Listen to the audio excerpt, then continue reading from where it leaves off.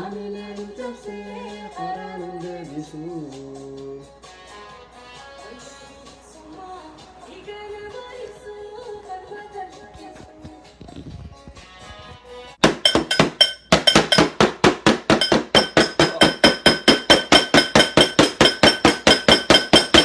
Yaa uummata Oromoo kabajamoo, yaa ulfaata, yaa saba bal'aa, yaa saba obsa qabu, yaa saba murannoo qabu. Nu hundinuu ni beeyna waan torbaan sadeen kana dabarsine. Haa caaluu ni dhabne torbaan sadeen dabre kana keessatti hoggantoonni keenya ni hidhaman, namoota 250 ol dhabne, lubbuu namaa bebbereedaa ilmaan qacalee. Mootummaan amma jiru kun diinummaa saba kanaaf qabu mootummoota isa duraa daran mul'iseetti jira jechuudha. Naaf gala xiqqaa guddaa nama Oromoo ta'e nama quuqamni sabaatti dhagayamu xiqqaa fi guddaan rafeen bulle jechuudha. Torbaan sadeen dabarre kana fuula keenya irraa mul'ata. Nama Oromoo nama quuqama sabaatiif qabu yoo laalte har'a waan torbaan sadeen kana keessa dabre fuula isaanii argitan ni beektan jechuudha. Waan fuulli isaanii fakkaatu. Qabsoo tana qaba. Qabsoon oliis ni qabdi, gadiis ni qabdi, if dubaas ni deebiti gizee garii. Garuu kan na gammachiisu kan na hamilchiisu qabsoon teenya dhumaatiin namaa if duban deebisne. Murannoon sabni keenya qabu bilisummaadhaaf qabu, murannoon qeeroon teenya dheebuun qeeroon teenya bilisummaaf qabdu daran cimaa deeme, ititaa deemte, obsa horachaa deemte qabsoon teenya. Lakkuma hadooddii malee diinni tarkaanfii nurra fudhatuun obsi keenya, murannoon keenya, kutannoon keenya dabalamaa deema. Tun uuma jirtu itti fakkaatte diina qabsoo karaa keessaafuu qabsoo karaa nagaatiin godhamu keessatti humni diinaa wanni inni beeku takkittiin afaan qawweetiin humna waraanaatiin nama reebuu, nama ajjeesuu, nama hidhuudhaan, nama sosodaachisuudhaan qabsoo tana duuba deebisuu qofa. Furmaanni inni qabu mootummaan abbaa irree jechuudha. Maaliif karaa dimokiraasiitiin karaa nagaatiin yoo filmaata gaggeesse mohamuu waan beekuuf karaa kana akka furmaataaf fudhata jechuudha. Kanaafuu qabsoo amma deemaa jirtu kana qaawwa hoggansaa warra akka Jawaar fa'aadhaan hidhamuudhaan qeeroon hedduun hidhamuudhaan mul'ate kana qaawwa amma dura wayyaaniinis akkasii nama jajjabaan keessaa hidhuudhaan mul'ate Oromoon miliyoonaa jira. Qaawwa san duuchuu danda'u jechuudha. Aktivistoonni keenya alarraa halkaniif guyyaa hojjechaa jiran, qeerootti karaa mul'isaa jiran, karaatti agarsiisaa jiran, tarsiimootti aantuuf sagantaa baafachaa jiran jechuudha. Biyya keessaas ijoolleen akkasuma qeeroon qindooyinaan lafa jalatti humnaa dhiibbaa alagaa san jalatti bifa dandeessuun daan qindooytee tarsiimoo baafachaa jirti. Interneetni kanuma cufamee jiru jechuudha. Kanuma koominikeeshinii citee jiru kana hanga danda'anitti bakka jiranitti wal qunnamanii bifuma fakkaatuun dhaamsa isaaniitiis gara alaa, gara OMN'tiin, gara aktivistoota alaatiin murtii isaanii dabarfachaa jiran. Kanaafuu murtiitti aantu qeeroon biyyatti mari'achaa jirti, warri aktivistoonni alaatti mari'achaa jiran keessaa wal dubbisanii waan gadiin dhufan ni eeyne jechuudha. Garuu hanga tarsiimoota karraa tarsiimootti aantu waan godhamuu qabu waan godhamaa ture irraa amma waan godhamu kabiraatti dabarrutti jidduu tanatti namni boqochuu wahuma jiru. Hafuura fudhachuun kishifti qoyechuun wahuma jiru. Haaluma qabsooti namni kun nama ni dadhaba. Roobootii miti kasaa 24 osoo dhaabbanne waa godhu. Kishif jechuun tana garuu diinni akka waan caabinsa qeerootti akka waan Oromoon cabxeet akka waan qabsoon if duuba deebitee ni beeka akka qabsoon if duuba deebine qabsoon Oromoo kan cabin ni beeka. Garuu akka propaagandaatti itti fidamaa jira jechuudha. Warroonni jeequmsa uuman muraasa san qabne hiine kaanis seeraaf dhiyeessina. Warrootan kaanis adabatanii yoo ta'u baatan karaan isaanii kanuma hajuu ergaa dabarfachaa jiran jechuudha. Dhaadachaa jiran ni beekan annu caalaa beekan maal keessa akka jirtu Oromoon murannoon si maal akka taate nu caalaa beekan. Garuu yoo itti fakkaate illee karaa kanaan yoo milkaa'an walumaan teenyee garratana. Garuu wanni jechuu barbaadu haga tarsiimoon itti aantu tarkaanfii itti aantu qeeroon wal beeksistuu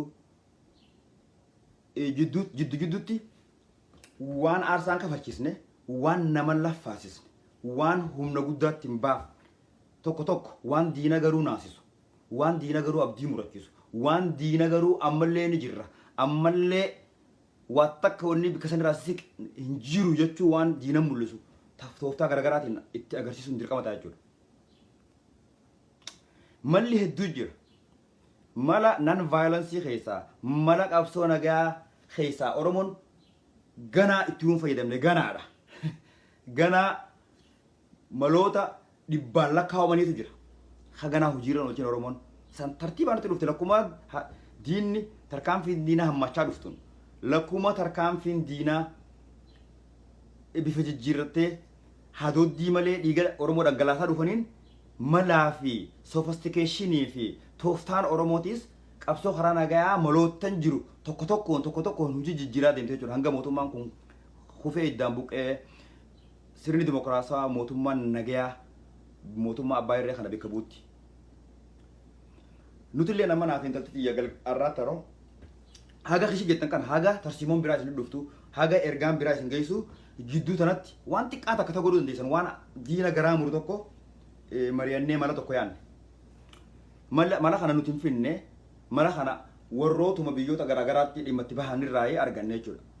Mala kana maaliif qeeroodhaaf hin dabarsine ergaa tana kajuu mari'annee arra viidiyoo tana oppoisuudhaaf muramne takka Facebook irratti viidiyoo ifi waraabee gad baheetis hin beeku garuu taarraatun ganna baaste jechuudha.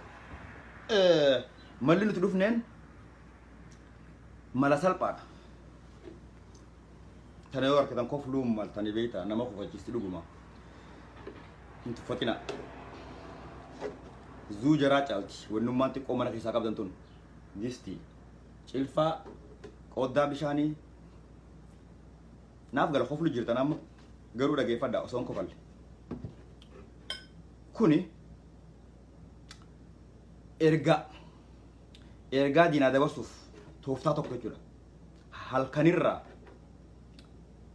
wanni gootan halkan yogguu aduun dhiite sa'aatii 7 irratti jechuudha. Yogguu aduun dhiite lafti dukkanoo sa'a takka irratti yeroo takka jechuudha.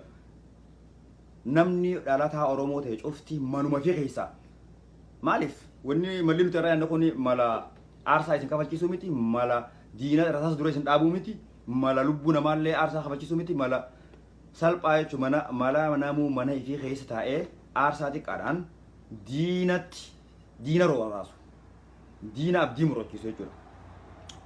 Wanni isin goota waan biraati miti. Yeroo sa'a guutu manuma keessan keessaa namuu meeshaa fudhadhaa ka dibbee qabu ka distii qabu ka jirikaanaa qoddaa bishaanii qabu ka cilfaa qabu ka malaaqaa ka horsaa qabu wahuma sagalee dhageessisaa ka barmeellillee mana keessa jiru maaliif hin taane namni bikkuma jiru namuu daqiiqa 5 illee maan taane.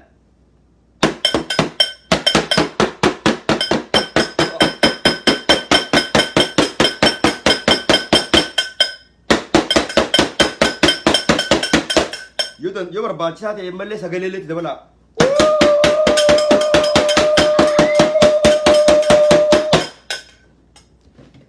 Waan salphaa jechuudha.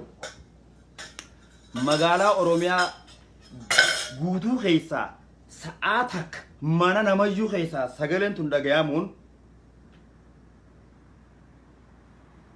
waan xiqqaa isinitti hin fakkaatin.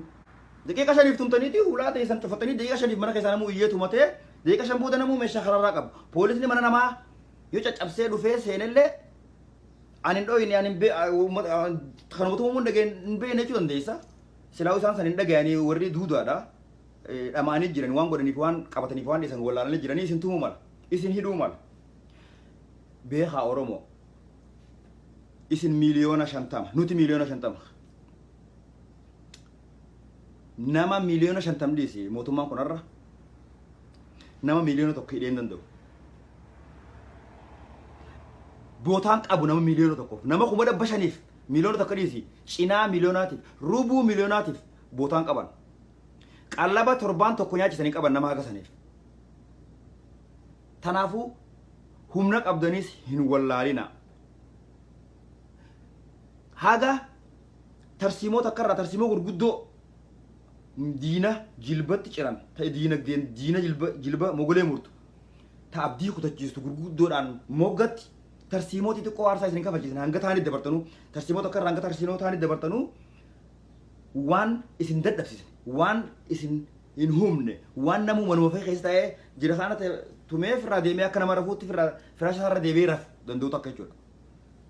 Kanaafuu mala kana yaadne yoo qeeroo isin bira fudhatama qabaatte yoo yaadni kun fudhatama isin bira qabaatu taate anammoo akka waan gaariittiin nan mul'ate biyyoota garaagaraatti illee dhimma itti baanee jira waan kana riisarchii godheetiin jira. Laatiin Ameerikaa mootummaa diktaatara nama fixu irratti biyyoota garaagaraatti dhimma baanee jiran asuma Kanaadaa Kuubeekitti wanna kana dhimma itti baanee jiran gaafa barattoonni yuunivarsiitii hiriira baan jechuun Kuubeekitti waan kana dhimma itti baanee jiranii maloota biraallee aktiivistootaa fi beektonni Oromoo kanu caalan kanurra beekumsa qaban kanurra gadi fageenyaan xinxalanii waa arguu danda'an maloota garaagaraatiin dhufuu danda'an anis humna fakkaatte nutis humna nuuf fakkaatte naaf intalti jarra gabbaanee dubbanne yoo wanni kun waan fudhatama qeeroo bira qabaatu taate na biratti immoo waan guddaa jeetii yaada waan aarsaa xiqqoodhaan injifannoo guddoo isinii galmeessisu jeetii yaada waan diina garaaroos yoo hagas diina rifachiistan haga waan tarkaanfitti aantu dabartanuu addan cittu jechuudha qabsoon akka addan cinne gooti tooftaa akka qabsoon addan cinne akka hafuura baafachuun ni jirti garuu akkuma hafuuraa hin baafachiisne jara mootummaa kana biizii godhuudhaaf tooftaa tokko jechuudha mootummaa hujii biraa akka hujii biraatti immoo baane akka mala biraa irratti yaanne yeroo kan kenneef jechuudha mala tokkotti kun amma biizii isaan godha akka isaan mala biraa irratti shira biraa irratti yaanneef yeroo kenneef jechuudha kunillee mala tokko yoo isin laaffate hojiirra oolcha yaada keenya waan dhageeffataniif galatoomaa warroonni yaada kiyya kana akka yaada gaariitti isin liqinfame sheer godha walii dabarsaa qeeroo biyyaatiif dabarsaa galatoomaa waan nu hordoftaniif.